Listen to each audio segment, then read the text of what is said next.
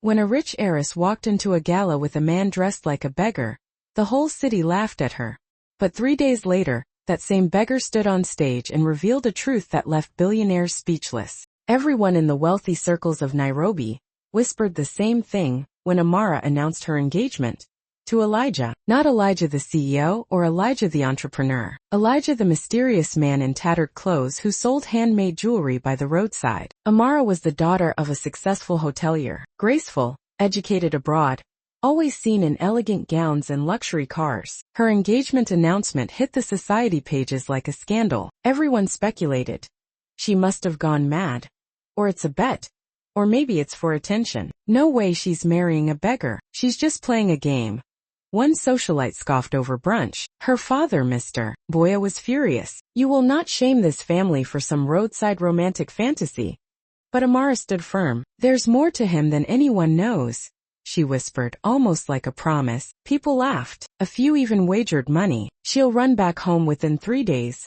One bold businessman laughed at a charity gala. Yet, on the 3rd day, Amara arrived at a prestigious gala holding Elijah's arm. He still wore worn-out clothes, his dreadlocks falling wildly, but his confidence was blinding. People froze, whispered, sneered. Amara only smiled and said to them, "You bet I'd never come back with him." And yet here we are. No one knew that Elijah was hiding a truth that would blow their minds, a truth that would change their lives and humble the richest. The moment Amara and Elijah stepped into the gala, the buzz began. "I heard he sleeps under a bridge. Maybe he saved her life once, and now she feels she owes him.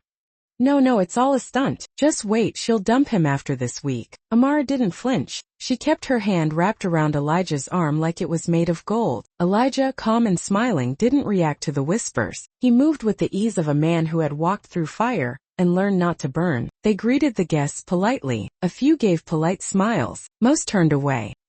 "He doesn't belong here," Amara's cousin whispered loudly. "She's ruining herself for a man who probably has one pair of shoes." As they sat at their table, Elijah leaned close and whispered, "You don't have to keep doing this." "I want to," Amara replied. "I want them to see the real you." She remembered the day she met Elijah, 3 years ago. Her car had broken down near the Kibera slums. He had helped her without asking for a thing. Over time, their conversations turned into meetings and those into love. He was kind, insightful, and knew things no one expected, from literature to law, business strategy to philosophy. He had secrets, but he also had honor. That night, as Elijah sipped his wine in silence, he glanced at a powerful politician across the room. Their eyes met. The man's face turned pale. No one knew yet, but Elijah was no ordinary man. Tomorrow the city would begin to learn who he truly was. The next morning, Nairobi woke up to a viral photo. Amara and Elijah, arm in arm, surrounded by glares at the gala. "Who is this man?" the blog screamed. "Why would the daughter of a millionaire bring a beggar to a high society event?" But a curious thing happened. One investigative blogger, digging for dirt, stumbled across a strange fact. Elijah Nyaga. That name appears in archived investor reports from 5 years ago, linked to a vanished tech startup and a Swiss trust account. Suddenly, curiosity replaced ridicule. More journalists began digging. Amara stayed quiet. So did Elijah. On the 2nd day, Elijah visited Amara's father's mansion. The guards tried to block him, but he walked in calmly and placed a worn-out notebook on the marble table. Inside, handwritten designs, pitch strategies, and a signed transfer deed. Elijah Nyaga to Jackson Boya. 80% stake in Enzo Pay. Mr. Boya went pale. That was the same company that launched his hotel chain's mobile payment success. You're the kid from that pitch deck, he stammered. "I gave you my startup. You made billions. You told me I wasn't ready," Elijah said, calm but piercing. "Now your daughter walks beside me, and the world watches." That night, the whispers turned to stunned silence. The beggar had built the tool that funded half the elite in that room, and walked away from it all without regret. But why? That question would be answered on the final day. By the 4th day, Nairobi's elite couldn't stop talking. Elijah Nyaga. He was behind Enzo Pay? Why did he vanish after building something so brilliant? More photos and documents surfaced. Tech blogs confirmed. Elijah had walked away from his company right before it exploded in value. He had disappeared without suing, fighting, or claiming a penny. Why? That night, Elijah agreed to a rare live interview with a young African journalist. Millions tuned in. "You built one of Africa's most successful platforms, and walked away. "Why?" she asked. Elijah smiled, calm and unshaken. "Because I saw who I'd become. I was obsessed with proving I belonged among the rich. I burned bridges, lost people I loved. Then I met a child who had no shoes but shared her only meal with her baby sister. That day, I decided I didn't want to own the world. I wanted to heal it." He looked straight into the camera. "We measure worth by wealth, but the real question is, what would you be if all your money vanished?" The nation was stunned. That night, Amara hosted a small dinner.